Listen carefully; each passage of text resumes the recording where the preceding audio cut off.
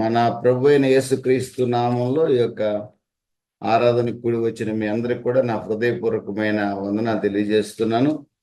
ప్రకటన గ్రంథం ధ్యానాల్లో మనం ఉన్నాము.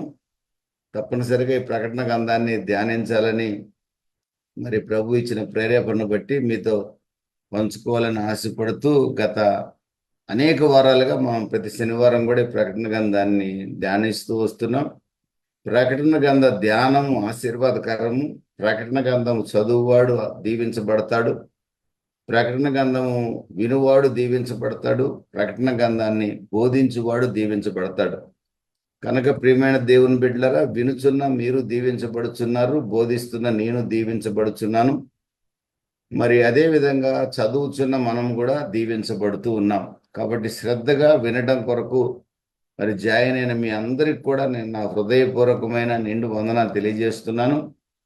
ప్రకటన గ్రంథం గొప్ప ఆశీర్వాదకరమైన గ్రంథం. ప్రకటన గ్రంథం అనేక మర్మములతో కూడిన గ్రంథము. ప్రకటన గ్రంథంలో సింబాలిక్గా చాలా విషయాలు ఉంటాయి.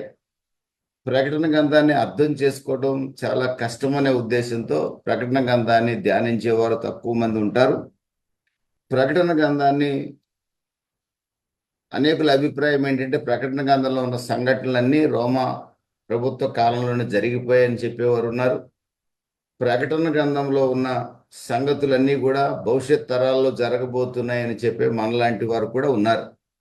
ఏది ఏమైనా ప్రకటన గ్రంథం యేసు క్రీస్తును గురించిన ప్రత్యక్షత అని మనం చాలా స్పష్టంగా చెప్తున్నాం. యేసు క్రీస్తు యొక్క జనన మరణ పునరుద్ధానాలు మనము ప్రకటన గ్రంథం 1వ అధ్యాయంలో పునరుద్ధానుడైన యేసుక్రీస్తును చూడవచ్చు. గతించిపోయిన జరిగిపోయిన సంఘటన. 2, 3 అధ్యాయాలలో మరి ఆసియా మైనర్లో నేటి టర్కీలో ఉన్న ఆనాటి సంఘాలకు ప్రభు రాయించిన ఉత్తరాలను మనం చూడొచ్చు. ఆ సంఘాలలో ఉన్న పరిస్థితులు ఎలా ఉన్నాయి, ఆ సంఘాలకి ప్రభు ఇవ్వాలనుకుంటున్న సలహాలు, ఒకవేళ ప్రభు యొక్క సలహా పాటించకపోతే మరి అనుమతించబడబోయే శిక్ష, ఇవన్నీ కూడా ప్రకటన గ్రంథం 2, 3 అధ్యాయాలు రాయబడి ఉన్నాయి. మరి ఆ రోజునున్న సంఘాలకు మాత్రమే కాదు, ఆ సంఘ లక్షణాలు ఈ రోజునున్న ప్రతి క్రైస్తవ సంఘములో ఈ యొక్క ప్రకటన గ్రంథంలో ఉన్న 7 సంఘాలలో ఉన్న ఏదో ఒక సంఘ లక్షణం ఈ రోజున ప్రతి సంఘములో కూడా ఉంది. ప్రియమైన దేవుని బిడ్డలారా, ప్రతి సంఘములో లోపాలు ఉన్నాయి. ప్రతి సంఘములో దేవుడు మెచ్చుకోదగిన అంశాలు కూడా ఉన్నవి. ఈ రోజున అనేక సంఘాల్లో క్రీస్తు మీద రక్షించబడినప్పుడు ఉన్న మొదటి ప్రేమ నశిస్తూ ఉంది. అలాగే అనేక సంఘాలలో కాంప్రమైజింగ్ స్పిరిట్, రాజీ పడే స్వభావం ఎక్కువగా ఉంటుంది. అనేక సంఘాలలో పాపం చేసినా పర్వాలేదులే, దేవుడు క్షమిస్తాడులే అన్న ఆలోచన సంఘస్థుల్లో ఉండటం, ఆ బోధ కూడా కఠినంగా బోధిస్తే విశ్వాసులు చెదిరిపోతారేమోనని భయముతో బోధించే సంఘాలు కూడా ఈ రోజున ఉన్నాయి.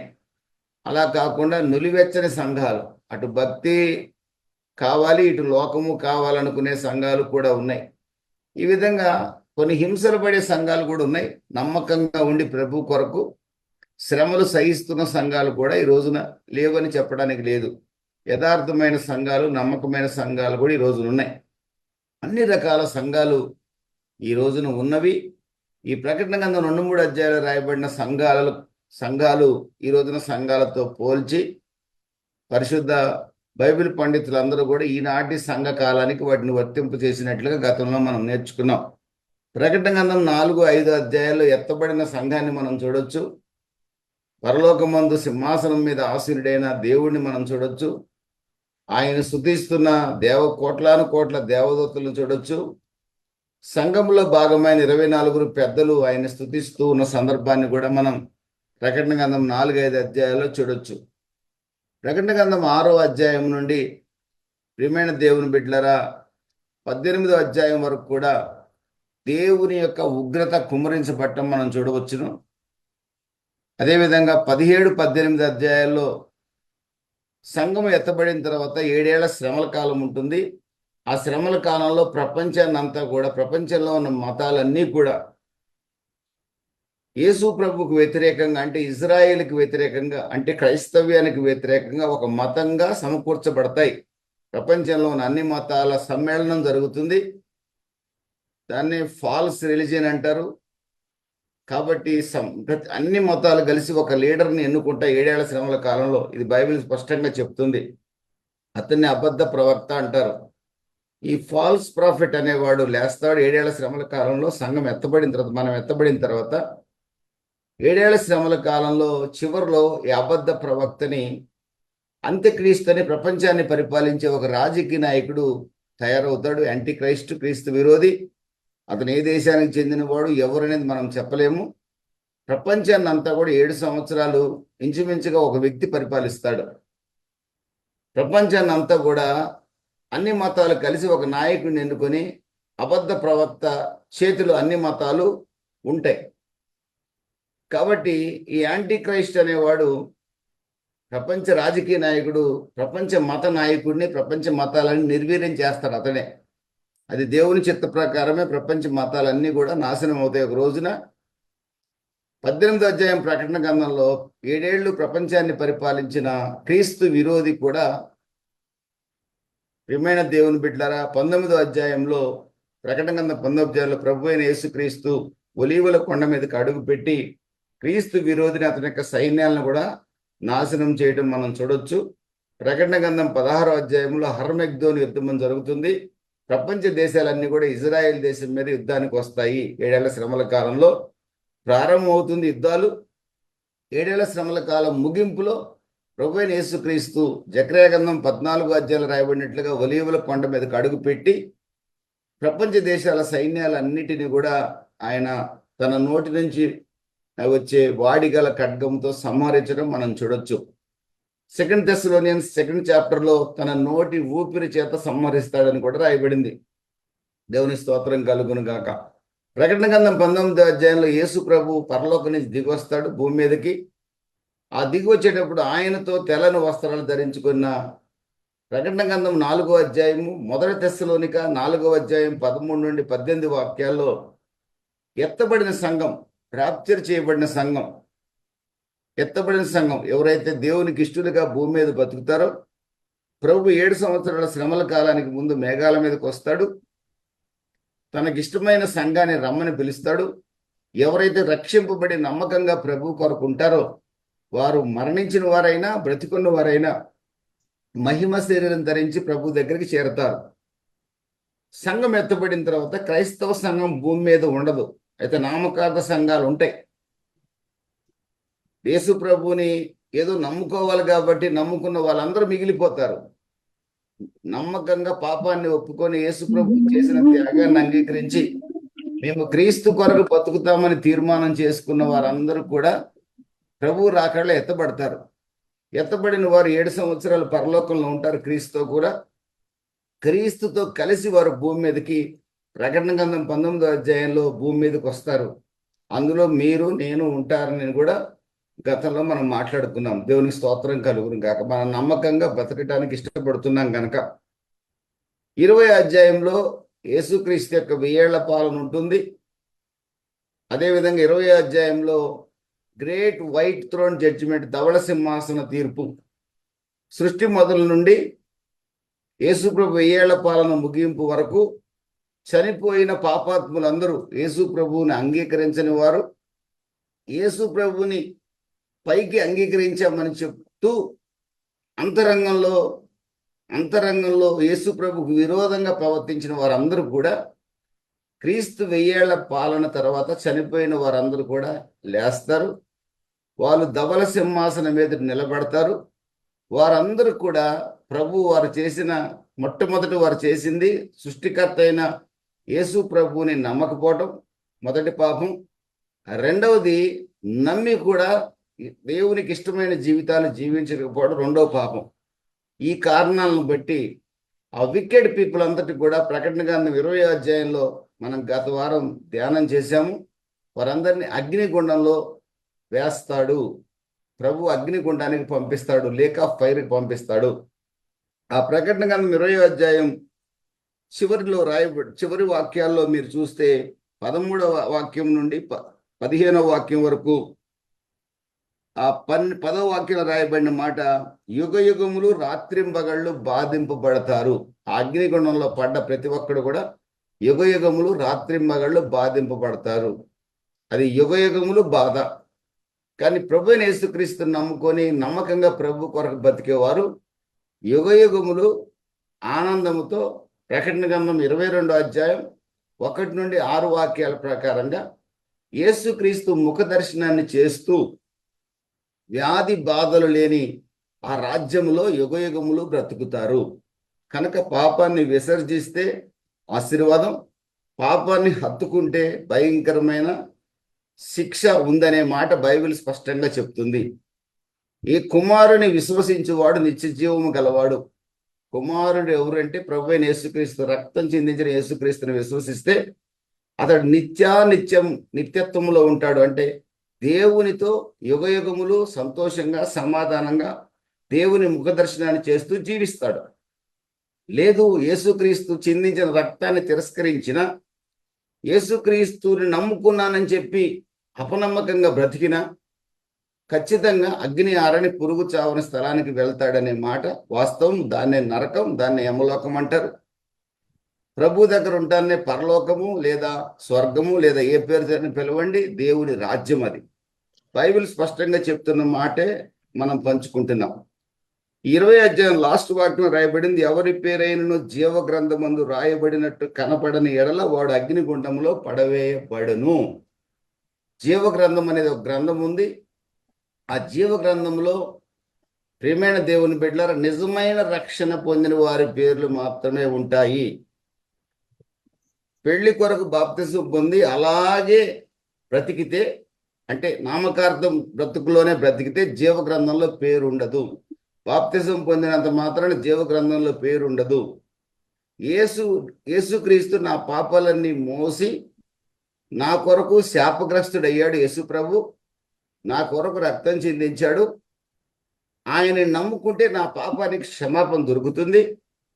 నా పాపాలన్నీ సముద్రపు అగాధములో వేస్తాడు.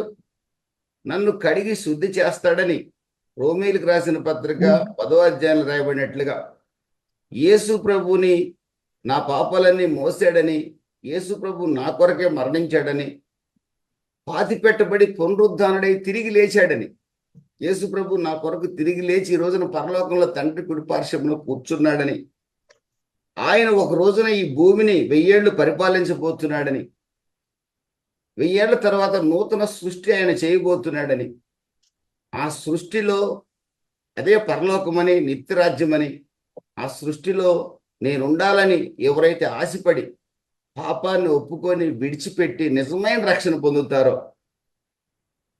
రక్షణ పొందడం అంటే వాక్యానుసారంగా జీవించడానికి ఇష్టపడటం. కొన్ని పొరపాట్లు జరుగుతాయి ప్రతి వ్యక్తి జీవితంలో, కానీ ఎప్పటికప్పుడు పశ్చాత్తాపడుతూ యేసు వైపు చూస్తూ ఎవరైతే బ్రతకాలని ఆశపడతారో వారందరి పేర్లు జీవ గ్రంథంలో ఉంటాయి. అంతేకాని రేపు మరణిస్తాడనగా బాప్తిసం ఇప్పిస్తే పరలోకం దొరుకుతుందేమో అనే ఆశతో ఆ వ్యక్తి పాపాన్ని ఒప్పుకోకుండా, ఒకవేళ రేపు మరణించే వ్యక్తి అయినా పాపాన్ని ఒప్పుకొని విడిచిపెడితే ఓకే. పాపాన్ని ఒప్పుకోవటమే తెలియని వ్యక్తిని తీసుకుపోయి నీళ్ళల్లో ముంచినా ప్రయోజనం ఏమీ లేదు. లేదా మరి ఏ కారణం వల్ల మా నాన్నగారు మా తాతగారు క్రైస్తవులు కనుక మేము కూడా క్రైస్తవులమే కాబట్టి బాప్తిసం పొందాలి, మా ఇంట్లో ఏ విగ్రహం బొమ్మ ఉండదు, మా ఇంట్లో యేసుప్రభు బొమ్మలే ఉంటాయి. మంచిదే, యేసుప్రభు బొమ్మలే మీ ఇంట్లో ఉంటాయి. కానీ నిజమైన రక్షణ నీకు లేకపోతే, యేసుతో రిలేషన్షిప్ లేకపోతే, యేసు సంఘముతో ఐక్యత లేకపోతే, యేసు వాక్యాన్ని ధ్యానించే వ్యక్తిగా నీవు ఉండకపోతే, యేసు సంఘానికి వెళ్ళే వ్యక్తిగా నీవు ఉండకపోతే, యేసు వాక్య ప్రకారంగా జీవించడానికి నేను ప్రయత్నం చేయకపోతే, కొన్ని విషయాల్లోనైనా మీకు గతంలో కూడా చెప్పాను, 30 మార్క్స్ వచ్చాయనుకోండి, 5 మార్క్స్ ఆ రోజుల్లో మోడరేషన్ అని గ్రేస్ మార్కులు ఇచ్చేది గవర్నమెంట్. ఒకప్పుడు 30% మనం ప్రయత్నం చేస్తేనన్నా 5 మార్క్స్ అదనంగా గవర్నమెంట్ వేసి పాస్ చేసేది ఆ రోజుల్లో. ఇప్పుడు మనము ఎన్ని మార్కులు సంపాదించడానికి ఎన్ని సంపాదిస్తాం మనకు తెలియదు, మన చేతిలో లేదు. మనం భక్తిగా బతకాలనుకుంటాం కానీ బతకలేము ఒక్కోసారి. కానీ భక్తిగా బ్రతకటానికి ప్రయత్నం చేస్తున్నామా లేదా చాలా ఇంపార్టెంట్. భక్తిగా బ్రతకటానికి ప్రయత్నం చేస్తున్నామా లేదా అనేది దేవుడు చూస్తాడు. తల్లిదండ్రుల్ని జాగ్రత్తగా చూసుకోవాలని ఉంటుంది. ఉందా లేదనే దేవుడు చూస్తాడు. కొన్ని సందర్భాలు, కొన్ని ఇబ్బందికరమైన పరిస్థితులు ఉంటాయి. టైంకి అన్ని సమకూర్చలేకపోవచ్చు, అది క్షమార్హమే. కానీ అసలు ఆలోచన లేని వ్యక్తి భార్యని జాగ్రత్తగా చూసుకోవాలని ఆలోచన నీకు పెళ్ళైన రోజు నుంచే లేదనుకో, నువ్వు నటించినంత వల్ల ప్రయోజనమేమీ లేదు. కనుక ప్రియమైన దేవుని బిడ్డలారా, యేసుక్రీస్తుని నిజంగా నమ్మి వాక్యానుసారంగా బతకాలనే ఒక ఆలోచన మనకు కలిగి ఉంటే, మన జీవితంలో చిన్న చిన్న పొరపాట్లు, పేతురు లాంటి భక్తుడే అబద్ధమాడాడు. పేతురు లాంటి భక్తుడే వేషధారిగా మారాడు ఒక రోజున. చెప్పలేము. దావీదు విషయం మనకు బాగా తెలుసు. అలాంటి సందర్భాలు అనేకుల జీవితంలో జరగవచ్చు.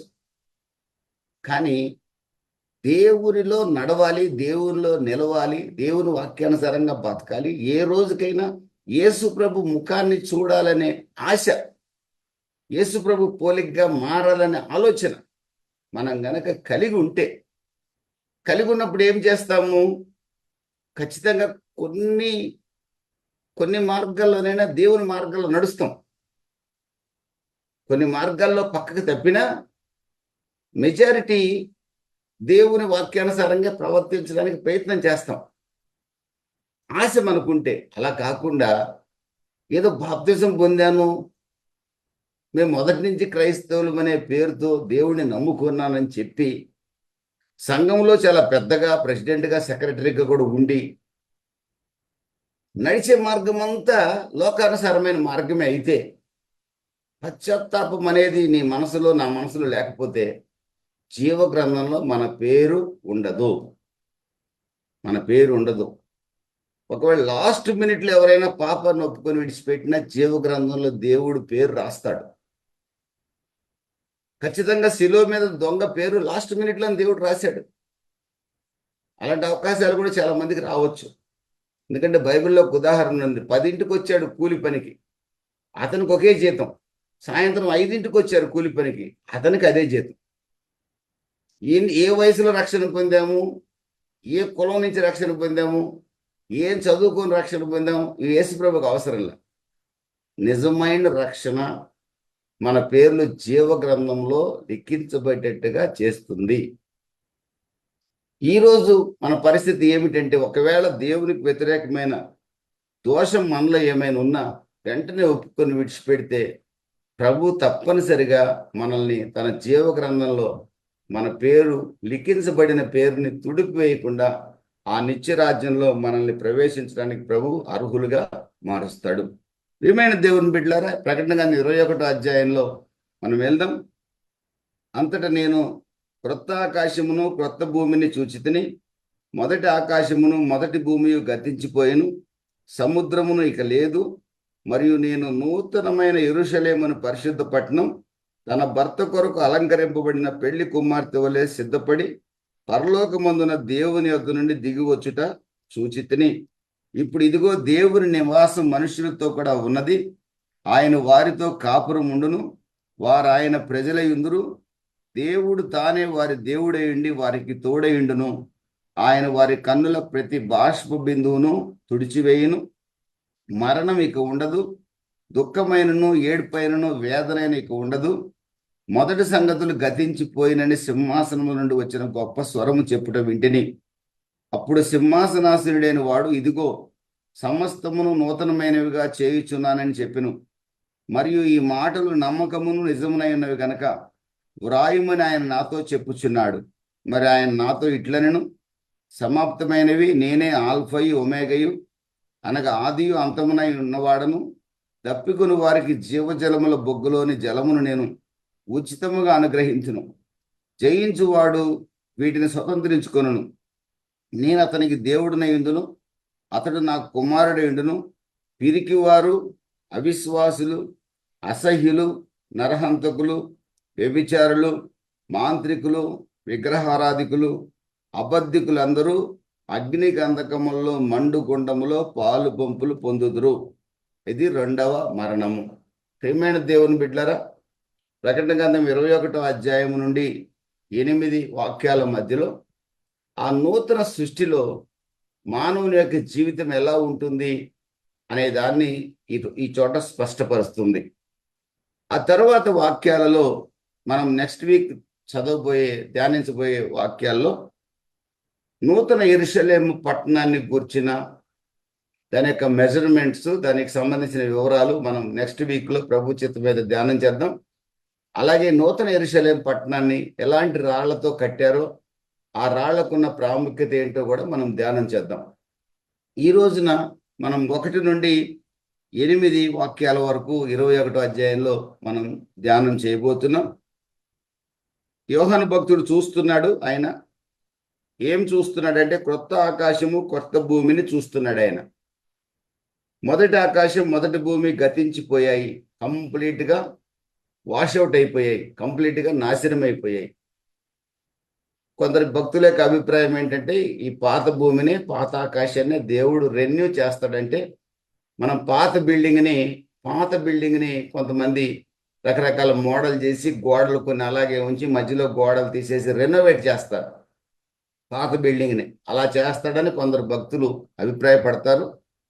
కాదు, పరిశుద్ధ గ్రంథంలో లిఖించబడినట్లుగా మనం చూసినట్లయితే కంప్లీట్గా పాత భూమి పాత ఆకాశం అంతా దేవుని సన్నిధి నుంచి పారిపోతాయి. 20వ అధ్యాయంలో కూడా మనం చూసాము, ఆకాశము భూమి ఆయన సముఖము నుండి పారిపోయిను అని 20వ అధ్యాయం 11వ వాక్యంలో మనం చూసాం. ఆకాశము భూమి ఆయన సన్నిధి నుండి పారిపోయిను అంటే ఇక లేకుండా పోయినాయి. ఇక దేవుడికి పాత భూమిలో ఉన్న ఎలిమెంట్స్, పాత ఆకాశంలో ఉన్న ఎలిమెంట్స్ అవసరం లేదు. ఆయన నూతనంగా తన నోటి మాటతో సమస్తాన్ని సృష్టించగలిగిన దేవుడు ఆయన నోటి మాటలో గొప్ప శక్తి ఉంది. ఆయన నోటి మాటలో స్వస్తుంది. మొదటి భూమిని కూడా తన నోటి మాటతోనే సృష్టించాడు. మొదటి ఆకాశాన్ని తన నోటి మాటతోనే సృష్టించాడు. సూర్యచంద్రుల్ని కూడా ఆయన సృష్టించాడు. తన మాట సెలవిస్తే జరిగాయి. ఒక్క నరుడిని మాత్రమే ఆయన తన చేతితో చేశాడు. కనుక పాత భూమి పాత ఆకాశాన్ని ఆయన నోవహు దినాల్లో జలప్రళయం ద్వారా భూమిని కడిగేసినట్లుగా ఇక్కడ అగ్ని పంపించి భూమిని కాల్చేసి మళ్ళీ తిరిగి భూమి మీద ఏం చెడు లేదులే అని చూసి మళ్ళీ అదే భూమిని ఉంచవలసిన అవసరం దేవుడికి లేదు. ఎందుకంటే ఈ భూమి ఎందుకు నాశనం అవుతుంది సంపూర్ణంగా అంటే ఇదే భూమి మీద మనిషి కుమారుడైన యేసుక్రీస్తుకు ఒక రోజున తలదాచుకున్నట్టుకు చోటు లేదు. సృష్టికర్త అయిన యేసుకి తలదాచుకున్నట్టుకు చోటు లేదు. రెండో విషయం, సృష్టికర్త అయిన యేసుక్రీస్తు రక్తం ఈ భూమి మీద చెందింది. సృష్టికర్త అయిన యేసుక్రీస్తు యొక్క రక్తం ఈ భూమి మీద చెందింది. ప్రియమైన దేవుని బిడ్డలారా, కనుకనే ఈ భూమిని సంపూర్ణంగా ఆయన సముఖము నుండి పారిపోతుంది. యేసుక్రీస్తుకి చోటు ఇయ్యని భూమి, యేసుక్రీస్తు రక్తాన్ని త్రాగిన ఈ భూమి యేసుక్రీస్తు సింహాసనం మీద కూర్చున్నప్పుడు ఆయన ఎదురు నిలబడలేక పారిపోతుంది. మరి ఆకాశములు ఎందుకు లయమైపోతాయి? ఆకాశములు ఎవరి నివాస స్థానాలు? మనకు కనబడే ఆకాశం ఎవరి నివాస స్థానం అంటే ఎఫెసీయులకు రాసిన పత్రిక 6వ అధ్యాయము 10 నుండి మీరు చదువుకుంటే ఆకాశ మండలం నందున దురాత్మల సమూహాలకు నివాస స్థానం. పరలోకం నుంచి పడిపోయిన దేవదూతలు ఎక్కడ నివాసం చేస్తున్నారంటే ఆకాశ మండలంలో నివాసం చేస్తున్నారు. ఇప్పుడు వాతావరణం అంటున్నాం కదండి, మనము ఆ ప్రాంతంలో ఈ పడిపోయిన దేవదూతలు దయ్యాలుగా మారి నివాసం చేస్తున్నారు. వారు భూమి మీదకి వస్తుంటారు, పోతుంటారు, మన జీవితాలతో ఆడుకుంటూ ఉంటారు. కాబట్టి ఆకాశములు కూడా పాపంతో నిండిపోయాయి. పడిపోయిన దేవదూతలు దయ్యాలుగా మారి ఆకాశాన్ని అంతా కకలా వికలం చేసేసాయి. రోమీలకు రాసిన పత్రిక 8వ అధ్యాయంలో కూడా సృష్టి దేవా నన్ను విడిపించు ఈ పాప బానిసత్వం నుండి అని సృష్టి మిగుల ఆశతో ఎదురు చూస్తుందట. సృష్టి అంటే ఈ భూమి ఆకాశాలు ఇవన్నీ కూడా ఎదురు చూస్తున్నాయట. మేము ఈ పాపాన్ని భరించలేకపోతున్నాం, మమ్మల్ని కంప్లీట్గా వాషౌట్ చేయమని సృష్టి అడుగుతుంది దేవుణ్ణి. ప్రియమైన దేవుని బిడ్డలారా, అందుకనే ఈ పాత భూమి పాత ఆకాశం దేవుని ఎదుట నిలిచే అవకాశమే లేదు. అవి కంప్లీట్గా డిస్ట్రాయ్ అయిపోతాయని అనేక మంది భక్తుల యొక్క అభిప్రాయము, లేఖనానుసారం కూడా అదే. యెషయా గ్రంథం 66వ అధ్యాయం 22వ వాక్యంలో 66:22లో చూస్తే, నేను సృజింపబోవు క్రొత్త ఆకాశమును కొత్త భూమియు లయము కాక నా సన్నిధిని నిలుచును. దేవుడు కొత్త భూమిని కొత్త ఆకాశాన్ని సృష్టిస్తానని యెషయా భక్తుడు కొన్ని వేల సంవత్సరాల క్రితం సెలవిచ్చినట్లుగా మనం చూడొచ్చు. యెషయా భక్తుడి యొక్క కాలంలో, అంటే క్రీస్తుపూర్వం 700 సంవత్సరంలో పాత భూమి పాత ఆకాశమే ఉంది. కానీ యెషయా భక్తుడి ద్వారా దేవుడు సెలవిస్తున్న ప్రవచనం ఏంటంటే, నేను కొత్త భూమిని కొత్త ఆకాశాన్ని లయము కాకుండా సృష్టించబోతున్నాను. ఇక అది పాడు కాదు. అక్కడ ఏముంటుందంటే నీతి ఉంటుంది. అక్కడ సాతాను ఉండడు, అక్కడ దయ్యాలు ఉండవు. అక్కడ ఎవరు ఉంటారంటే పరిశుద్ధులైన దేవుని బిడ్డలు ఉంటారు. దేవుడు సింహాసనం మీద ఉండి పరిపాలన చేస్తాడు. మన ప్రభు అయిన యేసుక్రీస్తు సింహాసనం మీద ఉండి పరిపాలన చేస్తాడు. ఇక అది పరలోకమే, అది పరలోకమే. భూమి పరలోకం ఏకమవుతుంది కొత్త సృష్టిలో. కాబట్టి అక్కడ ఇక అది లయం కాదు. ఎన్నాళ్ళు లయం కాదంటే వేల వేల వేల సంవత్సరాల లయం కాదు. అది నమ్మితేనే చూడగలుగుతాం.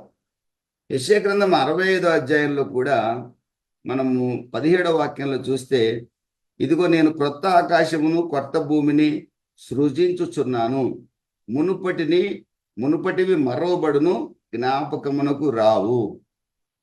కొత్త ఆకాశం కొత్త భూమిని సృష్టించబోతున్నాను, మునుపటివి మరవబడును, జ్ఞాపకానికి రావు. మునుపటి ఆకాశం మునుపటి భూమి జ్ఞాపకం చేసుకుందామన్నా మనం ప్రభుత్వనే ఉంటాం కదండి, మన జ్ఞాపకంలో కూడా రాదు.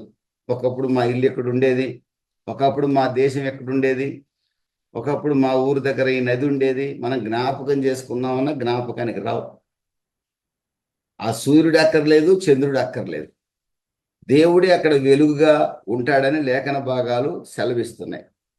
ప్రియమైన దేవుని బిడ్డలారా, అదేవిధంగా పేతురు రాసిన 2వ పత్రికలో కూడా, 2వ పత్రిక 3వ అధ్యాయం 10వ వాక్యంలో, ఆ దినమున ఆకాశములు మహాధ్వనితో గతించిపోవును, పంచభూతములు మిక్కుటమైన వేండ్రముతో లయమైపోవును, భూమియు దాని మీద ఉన్న కృత్యములు కాలిపోవును. దీన్ని బట్టి కాలుస్తాడు భూమిని, కానీ శాంతం నాశనం కాదని చెప్పేవాళ్ళు చాలా మంది ఉన్నారు. ఈ కాలిపోవును అంటే కంప్లీట్గా స్మాష్ అవుతుందని అర్థం, వాష్ అవుట్ అవుతుందని అర్థం. నోవాహు దినాల్లాగా జలప్రళయం వచ్చి భూమిని కడగదు. కంప్లీట్గా ఆకాశము భూమి దేవుడు సముఖం నుంచి ఖచ్చితంగా పారిపోతాయి. కొత్త భూమి కొత్త ఆకాశమే దేవుడు సృష్టిస్తాడు. 13వ వాక్యంలో ఉంది అక్కడే, 3వ అధ్యాయం 13లో, అయినను మనం ఆయన వాగ్దానమును బట్టి కొత్త ఆకాశముల కొరకు కొత్త భూమి కొరకు కనిపెట్టుచున్నాము. మనం దేని కొరకు కనిపెడుచున్నాం? కొత్త ఆకాశం కొత్త భూమి కొరకు కనిపెడుచున్నాం. పాత ఆకాశము పాత భూమి కడగబడి అగ్నితో కాల్చబడి మళ్ళీ అయ్యే కనపడాలని మనం కోరుకోవట్లా. కొత్త భూమి కొత్త ఆకాశం, అక్కడ నీతి నివసిస్తుంది. అక్కడ ఏం నివసిస్తుంది? నీతి నివసిస్తుంది. దేవునికి స్తోత్రం కలుగును గాక. ప్రియమైన దేవుని బిడ్డలారా, 21వ అధ్యాయం 1వ వాక్యంలో అదే యోహాను భక్తుడు చూస్తున్నాడు. ఇంకా అప్పటికి జరగల. యోహాను భక్తుడు చూసేది ఎప్పుడిది? 95వ సంవత్సరం ఏడీలో. అంటే ఇప్పుడు యోహాను భక్తుడు ఈ దర్శనాన్ని చూసి ఎంతకాలం అయింది? ఎంతకాలం అయిందంటే ఇంచుమించుకు 2000 సంవత్సరాలు అయింది చూసి. ఇంకా జరగలేదు ఇది. ఇంకెన్ని వేల సంవత్సరాలు జరుగుతుందో కూడా తెలియదు, కానీ జరుగుతుంది. జరుగుతుంది. యేసుప్రభు 1000 ఏళ్ళు భూమిని పరిపాలిస్తాడు. ఆ తర్వాత కొత్త ఆకాశాన్ని కొత్త భూమిని సృష్టిస్తాడు. పరలోకం నిజం, నరకం నిజం. పాపాత్ములకు శిక్ష నిజం, నీతిమంతులు దేవుని యొక్క సన్నిధిలో సింహాసనంలో కూర్చునే మాట నిజం. దీన్ని నమ్మితేనే, నమ్మిన వాడే విశ్వాసి. నమ్మని వాడు అతడు అవిశ్వాసి కింద లెక్క. ఆఫ్ విశ్వాసి అవిశ్వాసి కింద లెక్క. Of faith is dangerous. కనుక నమ్మగలిగితే, ప్రియమైన దేవుని బిడ్డలారా, ఒక రోజున పరిశుద్ధ గ్రంథంలో అనేక సాక్ష్యాలు మనకున్నాయి. లాజరు అబ్రహాం రొమ్మున ఆనుకొని ఉన్నాడు, ధనవంతుడు వేదనకరమైన స్థలంలో ఉన్నాడు. ప్రభువైన యేసుక్రీస్తు ఈ రోజున తండ్రి కుడి పార్శ్వమున కూర్చొని మన కొరకు విజ్ఞాపన చేస్తున్నాడని పరిశుద్ధ గ్రంథం చెప్తుంది. పరిశుద్ధ గ్రంథాన్ని మనం నమ్మి తీరాలి. దేవునికి స్తోత్రం కలుగును గాక. దేవుడు సృష్టిని చేశాడని నమ్మకుండా డార్విన్ సిద్ధాంత ప్రకారం ఒక ఏకణ జీవి ఉందట, అక్కడి నుంచి సృష్టి అంతా సృష్టించబడిందట, సృష్టిలో ప్రతిదీ కూడా దానంతరం అదే మార్పు చెందిందట. దానంతట అది అన్ని మార్పు చెందాయి. చిన్న చెట్టు పెద్ద చెట్టు అయింది. ఏమండి, చిన్న చిన్న చిన్న ఒక పురుగేమో పెద్ద జంతువు అయిపోయింది, కోతేమో మనిషి అయ్యాడు. దీని మీద ఆలోచన కలిగి ఉంటే పరిశుద్ధ గ్రంథాన్ని మనం నమ్మట్లేదని అర్థం. పరిశుద్ధ గ్రంథం ప్రకారం సృష్టి 6 రోజుల్లోనే జరిగింది. 7వ రోజున దేవుడు విశ్రమించాడు. ఇది సత్యం. దీన్ని నమ్మగలిగితేనే క్రైస్తవ విశ్వాసి కింద లెక్క. లేదండి నాకు డౌట్ ఉందంటే మన విశ్వాసంలో ఎక్కడో లోపం ఉంది. నమ్ముట నీ వలన అయితేనే అద్భుతాలు మన పక్షంగా దేవుడు చేయగలుగుతాడు. దేవుని స్తోత్రం కలుగును గాక. 1వ వాక్యంలోనే రాయబడిన మరొక మాట, ఈ కొత్త సృష్టిలో మొట్టమొదటి విషయం ఏమిటంటే సముద్రం లేదు, సీ లేదు. అక్కడ రాయబడిన మాట, మరియు మొదటి భూమి గతించిపోయిను, సముద్రమును ఇక లేదు. First point. నూతన సృష్టిలో సముద్రం ఉండదు. ఇప్పుడు ఇంచుమించుగా 71% భూగోళం అంతా నీటితో నిండుంది. 29% మాత్రమే ఏమండి భూమి ఉంది. ఇప్పుడు ఆ భూమిలో కూడా మళ్ళీ ప్రవహించే నదులు కొన్ని ఉన్నాయి, అడవులు కొన్ని ఉన్నాయి. ఇంచుమించు మెజారిటీ 70 to 71%, అంటే ఒక 100కి 70% భూమి మీద నీళ్లే, సముద్రాలు, నదులు. మిగతా భాగమే భూమి. కానీ కొత్త సృష్టిలో ఎలా ఉంటుందో తెలుసండి. మీకు నూతన యెరూషలేం పట్టణం గురించి ఎక్స్ప్లెయిన్ చేస్తాను నెక్స్ట్ వీక్లో. చాలా అద్భుతంగా ఉంటుంది. దానికోసం చాలా వర్కౌట్ చేయాల్సి వచ్చింది. సరే, చేశాను. దేవుని స్తోత్రం కలుగును గాక. కొత్త సృష్టిలో సముద్రమే ఉండదండి. అంటే అంత భూమే ఉంటుంది. ఎంత భూమి ఉంటుందో అది కూడా మెజర్మెంట్స్ తర్వాత చెప్తాను నేను. అయితే ఒక నది ఉంటుంది, ఒక్క నది మాత్రమే ఉంటుంది. ఆ నది ఎక్కడి నుంచి ప్రవహిస్తుంది తెలుసండి? దాని పుట్టుక స్థానం దేవుని సింహాసనం. దేవుని సింహాసనంలో నుండి ఒక నది ప్రవహిస్తుంది. అదొక్కటే నీరిచ్చే నది. మిగతాదంతా భూమే. ఆ భూమిలో ఖాళీ స్థలం ఉండొచ్చు, ఏమంటే దేవుని బిడ్డలు నివాసం చేసే నివాస స్థలాలు కూడా ఉన్నాయి. సముద్రం లేదు. ఇక ఎందుకు సముద్రం లేదు? ఇక్కడ ఒక ప్రశ్న మనకు రావచ్చు.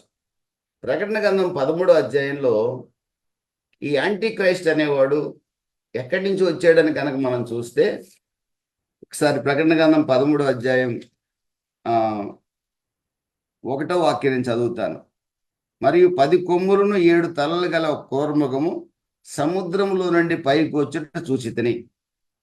ఇక్కడ సముద్రం అంటే మీకు గతంలో కూడా చెప్పాను, జనములకు సాదృశ్యం, వికెడ్ పీపుల్కి సాదృశ్యం. యెషయా భక్తులు కూడా చెప్తాడు, సముద్రమును జనములతో పోలుస్తాడు. సీని బైబిల్ సింబాలిక్గా పీపుల్తో పోలుస్తుంది, పీపుల్ని సముద్రంతో పోలుస్తుంది. కాబట్టి ఈ సముద్రము ఎందుకు లేదు అంటే, సముద్రాన్ని బైబిల్ చెడుతనంతో పోలుస్తుంది. కొత్త సృష్టిలో నీతే ఉంటుంది కాబట్టి పాత సృష్టిలో చెడును కలగజేసింది ఏది కూడా కొత్త సృష్టిలో ఉండదు. పాత సృష్టిలో చెడుతనానికి సాదృశ్యం సముద్రం. సముద్రంలో నుండే అబద్ధ ప్రవక్త వచ్చాడు, సముద్రంలో నుండే క్రూరమృగం వచ్చి యాంటీ క్రైస్ట్ వచ్చాడు, సముద్రంలో నుండే అనేక రకాలైన పాపపు క్రియలన్నీ కూడా సముద్రాల మీదనే జరుగుతాయి. సముద్రమే పాపానికి సాదృశ్యం బైబిల్ ప్రకారంగా. కాబట్టి సముద్రం అనేది ఉండదు. అంటే సముద్రం మీకు అవసరంలా. షిప్పింగ్ లేదు, ఏమండి, ఓడరేవులు లేవు, ఏమి లేవు, సీపోర్ట్లు ఏమి ఉండవు, బీచ్లు ఉండవు, సముద్రం లేదు. ఒకే ఒక నది ఉంటుంది కొత్త సృష్టిలో. నెంబర్ 2, నూతనమైన యెరూషలేం అను పరిశుద్ధ పట్టణం తన భర్త కొరకు అలంకరించబడిన పెళ్లి కుమార్తె వలె సిద్ధపడి పరలోకమందున దేవుని యొద్ద నుండి దిగి వచ్చి చూస్తేనే. నూతన యెరూషలేం పట్టణం పరలోకం నుండి దిగి రావటం యోహాను గారు చూశారు. ఈ నూతన యెరూషలేం పట్టణం ఏమిటి అని ప్రశ్నిస్తే, యోహాను సువార్త 14వ అధ్యాయము 2-3 వాక్యాలు ప్రభు చెప్తాడు. తన శిష్యులతో చెప్తున్నాడు, నేను వెళ్ళి మీ కొరకు స్థలము సిద్ధపరచ వెళ్తున్నాను. నా తండ్రి ఇంట అనేక నివాసాలు కలవు. నేను వెళ్ళి స్థలము సిద్ధపరుస్తాను, మిమ్మల్ని వచ్చి తీసుకొని వెళ్తాను అన్నాడు. అలాగే వచ్చాడు. 7 ఏళ్ల శ్రమల కాలానికి ముందు సంఘమైన మనల్ని, భార్య అయిన మనల్ని, వధువు సంఘమైన మనల్ని తీసుకెళ్ళాడు. మళ్ళీ మనల్ని తనతో పాటు భూమి మీద తెచ్చుకున్నాడు 7 ఏళ్ల శ్రమల కాలం తర్వాత. మనం నివసించాల్సిన పట్టణం ఏంటంటే నూతన యెరూషలేం పట్టణం. ఆ యెరూషలేం పట్టణం పరలోకం నుండి భూమి మీదకి దిగి వస్తుంది. మరి అప్పటిదాకా మనం ఎక్కడున్నామండి? యేసు ప్రభుతో వచ్చంటే ఎక్కడున్నామంటే స్పేస్లో ఉన్నాం. యేసు ప్రభు మేఘాల మీద నిలబడగలిగిన వాడు మనల్ని నిలబెట్టలేడా? మహిమ శరీరంలో ఉన్న మనము ఎక్కడైనా ఉండగలం. ఆ భూమి మీదకి దిగి వచ్చే నూతన యెరూషలేం పట్టణంలో మనం నివసించబోతున్నాం. దాన్ని యోహాను చూస్తున్నాడు. వధువులాగా, పెళ్లికి సిద్ధపడిన పెళ్లి కుమార్తెలాగా అలంకరింపబడి దిగొస్తుంది. దిగొచ్చిన తర్వాత యేసు ప్రభుతో ఉన్న మనము ఆ యెరూషలేం పట్టణంలోకి ప్రవేశిస్తాం. యేసు ప్రభు కూడా యెరూషలేం పట్టణంలో సింహాసనం మీద కూర్చొని ఆయన కొత్త సృష్టిని పరిపాలిస్తాడు. ఆయన రారాజుగా ఉంటాడు మనకి. మనం ఆయన ప్రజలుగా ఉండబోతున్నాం. దేవునికి స్తోత్రం కలుగును గాక. ఇదిగో దేవుని నివాసం మనుషులతో కూడా ఉన్నది. Third point. దేవుడి యొక్క కోరిక ఎప్పుడు కూడా మనుషులతో ఉండాలని ఆశ ఆయనకి. మీరు నిర్గమకాండం మీరు ఒకసారి బైబిల్ తీసినట్లయితే నిర్గమకాండం 25వ అధ్యాయం 25వ అధ్యాయం 7వ వాక్యం ఎవరైనా చదువుతారా? 8వ వాక్యం ఎవరైనా చదువుతారా? నిర్గమకాండం 25వ అధ్యాయం 8వ వాక్యం.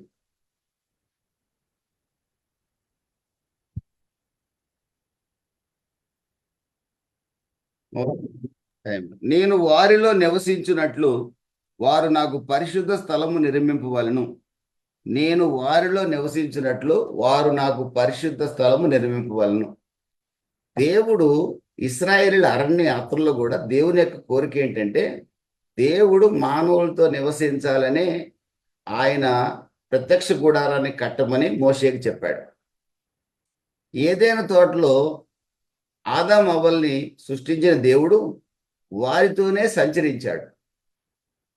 యోహాను సువార్త 1వ అధ్యాయము 1 నుండి 14 వాక్యాలు చదివితే, ఆదియందు వాక్యం ఉండును, వాక్యము దేవుడై ఉండును, ఆ వాక్యము శరీరధారిగా కృపాసత్య సంపూర్ణుడిగా మన మధ్యలో నివసించెను. యేసు ప్రభు కూడా దేవుడై ఉండి మన మధ్య సంచరించాడు. ప్రియమైన దేవుని బిడ్డలారా, నూతన సృష్టిలో దేవుడు మనతో నివాసం చేయబోతున్నాడు.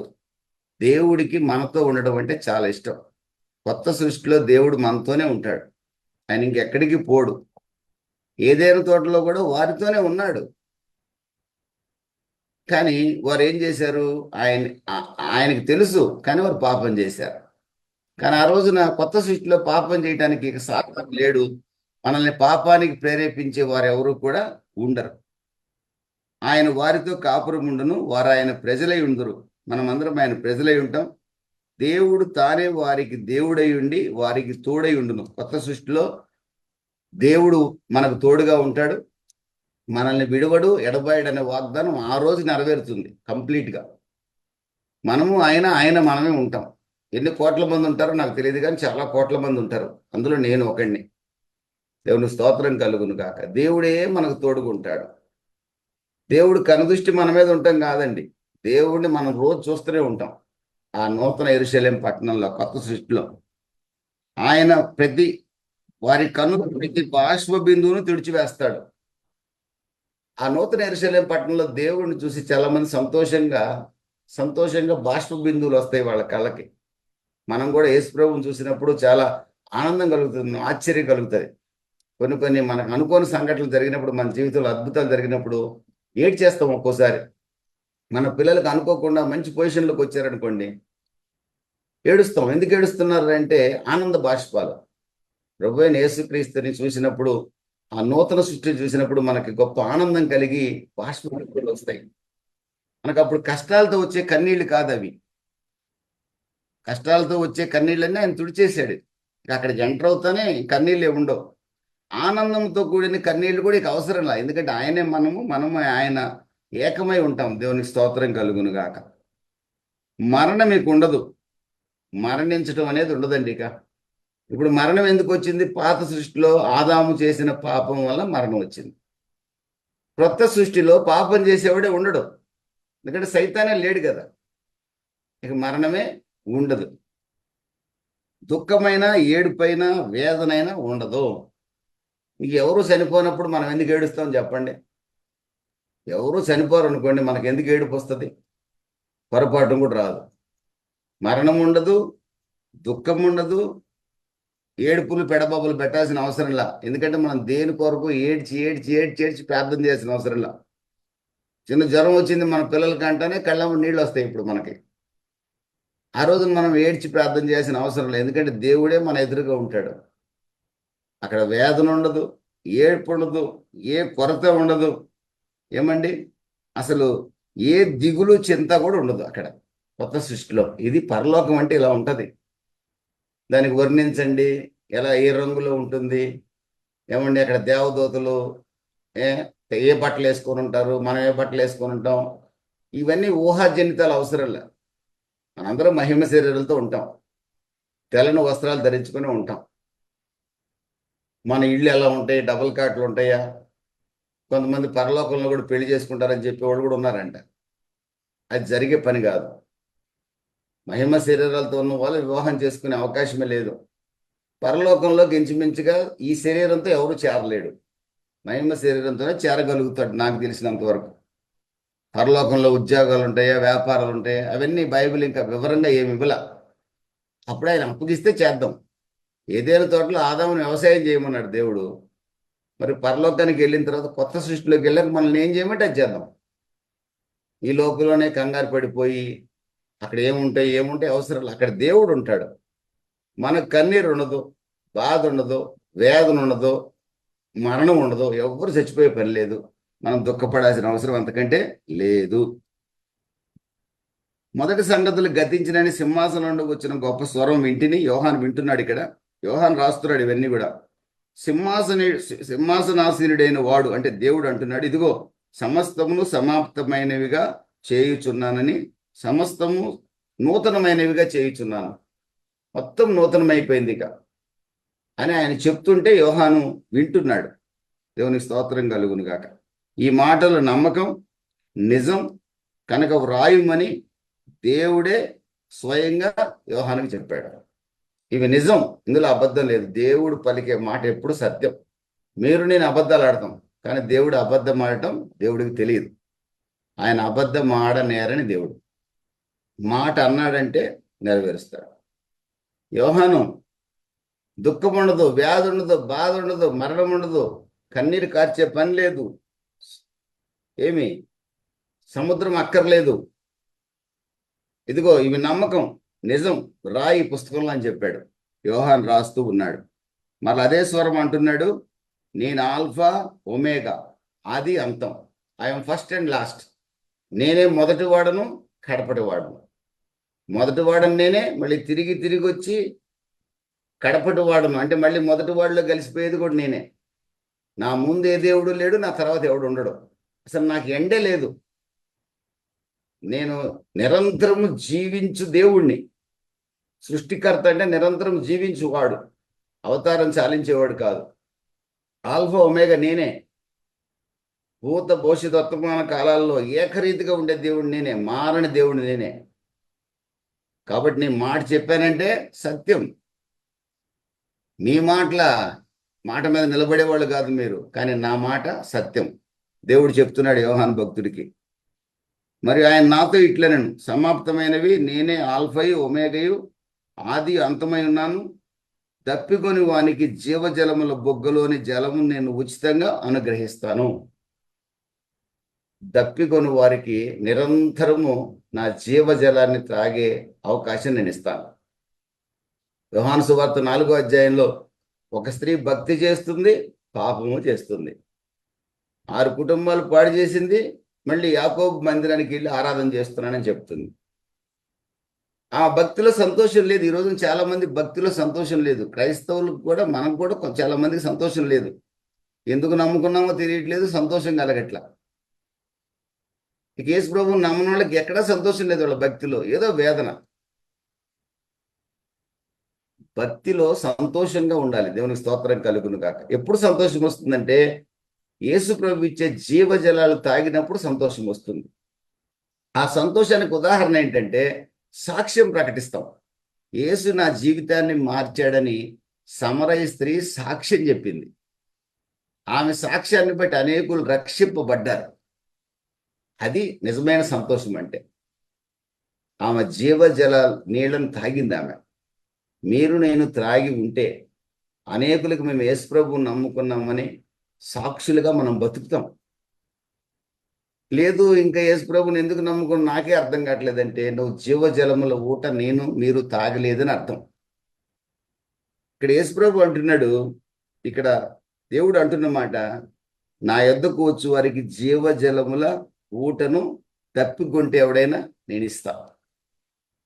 యేసు ప్రభు ఇచ్చేశాడు, రక్షణ అనే తన కృపను మనకు అనుగ్రహించాడు. ఇక దేవుని రాజ్యంలో మనకు దాహం ఉండదు, ఆకలి ఉండదు. దేవునికి స్తోత్రం కలుగును గాక. ఆ తర్వాత అంటున్నాడు ఆయన, జయించువాడు వీటిని స్వతంత్రించుకొనును. ఈ ఆశీర్వాదాలన్నీ కావాలంటే వ్యాధి, బాధ, దుఃఖం, మరణం ఏమీ లేని ఆ సృష్టిలో ఒక వ్యక్తి జీవజలముల త్రాగుతూ దాహం కొనకుండా జీవించాలంటే, దేవుడే అతనికి దేవుడిగా ఉండాలంటే ఈ కింది లక్షణాలు ఆ వ్యక్తికి ఉండకూడదు. ఎలాంటి వ్యక్తులు ఈ స్థలంలోకి రారు అని బైబిల్ చెప్తుందంటే, పిరికివారు, యేసు ప్రభుని బహిరంగంగా ఒప్పుకోవడానికి ఇష్టపడని వారు. పిరికివారు అంటే రాత్రుల పూట భయపడేవాళ్ళు కాదు. పిరికివారు అంటే శత్రువును చూసి భయపడి పారిపోయేవాళ్ళు కాదు. పిరికివాళ్ళు అంటే ఇక్కడ అర్థం అది కాదు. ఇక్కడ అర్థం ఏమిటంటే, యేసు ప్రభుని నమ్ముకోవాలంటే మా కులమో మా గోత్రమో మా వాళ్ళు ఏమన్నా అంటారో అని యేసు ప్రభుని నమ్ముకోవడానికి భయపడి వెనక్కి వెళ్ళే వాళ్ళు పిరికివాళ్ళు. వీళ్ళకి ఇక్కడ స్థానం లేదు. యేసుక్రీస్తుని బహిరంగంగా ఒప్పుకునే వాడికే ఇక్కడ స్థానం ఉంటుంది. నెంబర్ 2, అవిశ్వాసులు. యేసు ప్రభుని నమ్ముకున్నాము, కానీ ఎప్పుడు మన జీవితంలో అపనమ్మకమే. పరలోకం ఉందంటావా? నరకం ఉందంటావా? నేను బాగుపడతానంటావా? నా పిల్లలు బాగుపడతారంటావా? ఇది జరుగుతుందా? నాకు మేలు ఇంతేనా నా జీవితం? అవిశ్వాసం. యేసు ప్రభువుని నమ్ముకొని అవిశ్వాసులు, వీళ్ళకి అక్కడ స్థానం లేదు. ఎందుకంటే అవిశ్వాసి, యాకోబు రాసిన పత్రిక 1వ అధ్యాయం 7వ వాక్యంలో అంటాడు, తిమోనస్కుడికి యేసు ప్రభు వల్ల ఎలాంటి బెనిఫిట్ ఉండదు.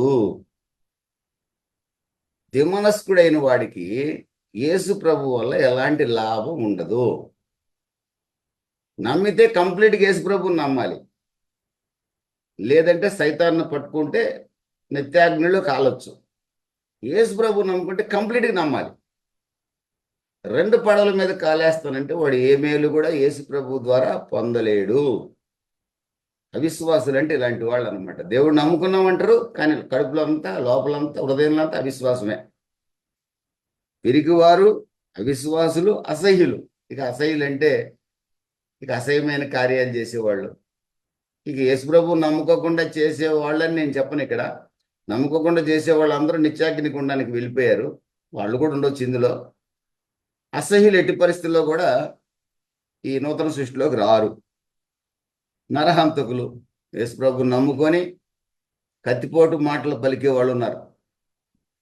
యేసు ప్రభువుని నమ్ముకొని కొంతమంది మాట్లాడతారండి, మనిషిని పొడిచినట్టే ఉంటుంది. ఇక వాళ్ళు మాట్లాడే మాట, భార్య లేదు, భర్త లేదు, తల్లిదండ్రులు లేదు, పొడిచినట్టే మాట్లాడేస్తారు. ఎందుకురా బతకటం అనిపిస్తుంది. కత్తితో పడవరు వీళ్ళు, మాటల ద్వారా పొడుస్తారు. యేసు ప్రభువుని నమ్ముకొని ఇలాంటి మాటలు మాట్లాడేవాడు కూడా చోటు లేదు ఇక్కడ. ఇక నరహంతకులకు అసలే చోటు ఉండదు అనుకోండి. వ్యభిచారులు, యేసు ప్రభువుని నమ్ముకొని దేహాన్ని జాగ్రత్తగా కాపాడుకునే వారికి ఇక్కడ చోటు ఉంటుంది. ఒకవేళ పొరపాటు చేసిన పశ్చాత్తాపడి దావీదు వలె క్షమించబడిన వారికే ఇక్కడ చోటు ఉంటుంది. మాంత్రికులు, ఏమండి జ్యోతిష్యాలు చెప్పే వాళ్ళకి, జ్యోతిష్యుల దగ్గరికి పోయే క్రైస్తవులకి, పస్తీలు చెప్పుకోవడానికి పోయే క్రైస్తవుల దగ్గరికి, గవలేసే వాళ్ళ దగ్గరికి పోయే క్రైస్తవులకి, తాయెత్తులు కట్టించుకునే వాళ్ళ దగ్గరికి పోయే క్రైస్తవులకి, పెళ్లి ముహూర్తాలు చూడటానికి పోయే క్రైస్తవులకి ఇక్కడ చోటు ఉండదు.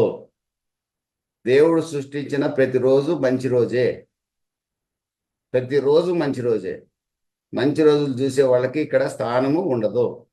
చాలా స్పష్టంగా మాంత్రికులు అంటే అందరూ వస్తారు. చేతపళ్ళు చేసేవాళ్ళు వస్తారు, చేతపళ్ళు చేసేవాడి దగ్గరికి పోయేవాడు కూడా వస్తాడు. దయ్యాలు ఎలగొడతారని కొంతమంది దయ్యాలు ఎలగొట్టే వాళ్ళ దగ్గరికి పోతారు. వేప మండలతో కొట్టేవాడు వాడు ఇక్కడికి రాడు, వాడి దగ్గరికి పోయేవాడు ఇక్కడికి రాడు. చాలా చాలా కొత్త కొత్త విషయాలు వింటున్నాను నేను ఈ మధ్య, ఘోరమైన విషయాలు. ఆ రంగు ఉంగరం పెట్టుకొని కలిసి వస్తుంది, తెల్లరాయి ఉంగరం పెట్టుకో నీకు ఆస్తులు వచ్చేస్తాయి, నల్లరాయి ఉంగరం పెట్టుకో నిన్ను పట్టిన దయ్యం పోద్ది, ఇటు చెబుతున్నారంట చాలా మంది. ఆ మాట విని ఎవడైనా పెట్టుకున్నాడంటే వాడికి స్థలం ఇక్కడ చోటు ఉండదు. ఇలాంటి మాటలకి, ఇలాంటి వాటికి ఇక్కడ అలాంటి వాటిని ఆచరించే వాళ్ళు కానీ, అలాంటి వారి దగ్గరికి పోయేవాళ్ళు కానీ, అలాంటి చేసేవాళ్ళకి కానీ ఇక్కడ పరలోకంలో చోటు లేదు. దేవుని స్తోత్రం కలుగును కాక. విగ్రహారాధికులు, ఇక విగ్రహారాధికులు అంటే మామూలు విగ్రహారాధికులు మీ దృష్టిలో విగ్రహాలను పూజించేవాళ్ళు. అదే కాదు ఇక్కడ అర్థం. యేసు ప్రభు కంటే మించి దేనినైనా ప్రేమించే వాళ్ళు కూడా విగ్రహారాధికులే. యేసు ప్రభు కంటే దేనినైనా ఎక్కువగా ప్రేమించేవాడు కూడా విగ్రహారాధికుడే. పేతురు చంపేస్తారని భయపడి యేసు ఎవరో తెలియదని 3 సార్లు అబద్ధం ఆడాడు. అంటే పేతురు యొక్క విగ్రహం ఏంటో తెలుసా? తన ప్రాణం. పేతురు యొక్క విగ్రహం తన ప్రాణం. యాకోబు దగ్గర నుంచి, గలతీయులు రాసిన పత్రిక 2వ అధ్యాయంలో యాకోబు దగ్గర నుంచి కొందరు శిష్యులు వచ్చారు యెరూషలేము నుంచి అని. అన్ని జనులతో భోజనం చేస్తూ పేతురు వెనక్కి వెళ్ళిపోయాడు. వేషధారణ అతని యొక్క విగ్రహం. కానీ ఆ తర్వాత పేతురు పశ్చాత్తాపడ్డాడు, ప్రభు అతన్ని క్షమించాడు, పేతురు ఇప్పుడు పరలోకంలో ఉన్నాడు. దాన్ని పక్కన పెట్టేయండి. కానీ అలాంటి మనసుతో చివరి దాకా కనుక మనం ఉంటే, యేసు కంటే దేనినైనా మనం చనిపోయే వరకు ఎక్కువగా ప్రేమించామనుకోండి, ప్రభువు కంటే నాకు ఇదే ఎక్కువ అనే ఆలోచనతో ఉన్నాం అనుకోండి, దేవుని మందిరానికి వెళ్ళడానికి కోసం ఏదో ఒక కారణం చెప్పి, ఏదో ఒక కారణం, నా ఉద్యోగం, వ్యాపారం, ఏదో ఒకటి చెప్పి మందిరానికి ఎగ్గొడుతూ ఉన్నాం అనుకోండి, ఈ భూమి నుంచి మనం వెళ్ళిపోయాం అనుకోండి, పరలోక రాజ్యంలో మనకు చోటు లేదు. దేవుడి కంటే దేన్ని ఎక్కువగా ప్రేమించిన విగ్రహారాధికుడివే. అబద్ధికులు దేవుడిని నమ్ముకొని నోరు తెరిస్తే అబద్ధం. నేను కూడా చాలా సందర్భాల్లో అబద్ధం చెప్పేవాడిని, తర్వాత పశ్చాత్తాపడ్డాను. ఎక్కడ ఏంటి అబద్ధం అంటే, మీటింగ్కి వెళ్తుంటే, గుంటూరులో మీటింగ్ అనుకోండి, హైదరాబాద్ నుంచి బయలుదేరాలి. వాళ్ళకి మధ్యాహ్నం నుంచే ఫోన్లు చేస్తారు నాకు, బయలుదేరారా పాస్టర్ గారు అని. ఇక వాళ్ళు కంగారు పడతారని నేను బయలుదేరకుండానే వచ్చాను సూర్యాపేట దాకా అని చెప్పేవాడిని. నేను హైదరాబాద్లోనే ఉన్నాను. మళ్ళీ కొంత దూరం తర్వాత ఫోన్ చేసేవాళ్ళు, వచ్చాను నేను కోదాడ దాకా అని చెప్పేవాడిని. అబద్ధం, నేను చెప్పేది అబద్ధం నాకు తెలుసు. ఒకరోజు నాకు ప్రభు ఒక ఆలోచన ఇచ్చాడు, నువ్వు వెళ్ళేది పరిశుద్ధ వాక్యం చెప్పడం కోసం, దారంతా పాస్టర్కి అబద్ధాలు చెప్పుకుంటూ పోతున్నావేంట్రా అన్నాడు. అప్పుడు నన్ను మీటింగ్ పిలిచే వాళ్ళకి చెప్పాను, నేను దయచేసి నేను ఎక్కడున్నానో అడగొద్దు, నేను బ్రతుకుంటే మీ మీటింగ్కి వస్తా, భూమి మీద ఉన్నానంటే ఖచ్చితంగా మీటింగ్కి వస్తా, రాలేదంటే భూమి మీద లేను అని అనుకోండి అన్న. ఇక అప్పటి నుంచి నాకు ఎవరు ఫోన్ చేయరు, నేనే ఆ టైంకి వెళ్తాను. అంటే ఇది కూడా అబద్ధమే. అది సమయోచితమైన అబద్ధం కదండి, తప్పేముంది అనొచ్చు. లేదు, ప్రతి అబద్ధం కూడా పాపమే. అబద్ధికులందరూ అగ్ని గంధకములతో మండుగుండంలో పాలుబొంపులు పొందుతారు. మీరు ఎవరైనా అన్యులైనా, యేసు ప్రభువుని నమ్ముకొని ఈ కార్యాల్లో ఉన్నవారైనా అగ్నిగుండంలో, లేక్ ఆఫ్ ఫైర్లో పాలుబొంపులు పొందుతారు. ఇది 2వ మరణము. ఈ మరణము యేసు ప్రభువుని నమ్ముకొని ఎవరికి రాకూడదంటే, నమ్ముకున్న మనం నమ్మకంగా జీవిస్తే ఒక్కసారి మరణిస్తాం ఈ శరీరపరంగా. ఆ తర్వాత 2వ మరణం మనకు లేదు. మన ఆత్మ నరకానికి వెళ్ళటమే 2వ మరణం. నమ్మకంగా భూమి మీద ప్రభు కొరకు బతికితే మన ఆత్మ నరకానికి వెళ్ళదు. ఎక్కడికి వెళ్తుంది? ప్రభు రాజ్యంలో చేరుతుంది. కొత్త సృష్టిలో చేరతాం మనం. యేసు ప్రభు సన్నిధికి చేరతాం మనం. అది మరణం కాదు, అది సంతోషకరమైన దినం. దేవుని స్తోత్రం కలుగును గాక. ఈ 2వ మరణంలో ఎవరు పాలుబొంపులు పొందుతారంటే, పాపాత్ములు పాలుబొంపులు పొందుతారు. ఈ 2వ మరణంలో పాలుబొంపులు పొందేవాడికి యొక్క పరిస్థితి ఏంటో తెలుసండి? యుగములు అగ్నిగుండములో బాధింపబడతాడు. అతని అగ్ని ఆరదు, పురుగు చావదు. వేదన అంటాడు కానీ వేదన తొలగదు. ఆ రోజున ప్రార్థించినా సహాయం చేసేవాళ్ళు ఎవరు ఉండరు. ఆ అగ్నిగుండంలో ఎవరున్నారంటే సాతాను ఉన్నాడు, అబద్ధ ప్రవక్త ఉన్నాడు, క్రీస్తు విరోధి ఉన్నాడు. అక్కడ పాపాత్ములు అందరూ నివాసం చేయాల్సి వస్తుంది. కనుక ప్రియమైన దేవుని బిడ్డలారా, యేసు ప్రభువుని నమ్ముకున్న మనం నమ్మకంగా బ్రతుకుదాం. ఆ నూతన సృష్టిలో వేదన, బాధ, ఆకలి దప్పులు లేని ఆ రాజ్యంలో, ఏమండి, కన్నీరు కార్చాల్సిన అవసరం లేని ఆ రాజ్యంలో దేవుడే మనకు రారాజుగా ఉండగా ఆయనిచ్చే జీవజలాలు త్రాగుతూ దాహం లేకుండా ఆ ఆ నరకాగ్నిలో, ఆ పాతాళంలో ధనవంతుడు దాహం దాహం అని కేకలేస్తున్నాడు. పరలోకంలో దాహం దాహం అని కేక వేయాల్సిన అవసరంలా జీవజలములు ఇచ్చే యేసు మనకుంటాడు. దేవుని స్తోత్రం కలుగునుగాక. ఆ ఆ నూతన సృష్టిలో మనం పాలిభాగస్తులు కావాలని నమ్మకమైన క్రైస్తవ జీవితం నమ్ముకున్నాం. పొరపాట్లు ఉంటాయి, నేను లేవు అన్ను. ఏదో సందర్భంలో చిన్న అబద్ధం వస్తుంది మన నోటి నుంచి, తప్పదు. కానీ వెంటనే పశ్చాత్తాపడి ప్రభువా క్షమించమని అడిగి మరొకసారి ఆ పాపం, ఆ తప్పు మళ్ళా చేయకుండా పశ్చాత్తాప హృదయంతో బతుకుదాం.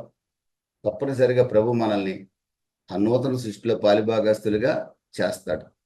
అట్టి కృప అట్టి కృప మనందరికీ కలగాలని ఒక దైవ సేవకుడిగా నిండు మనసుతో కోరుకుంటూ, ఒక దైవ సేవకుడిగా నేను ఆశపడుతున్నాను, ప్రోత్సహిస్తున్నాను.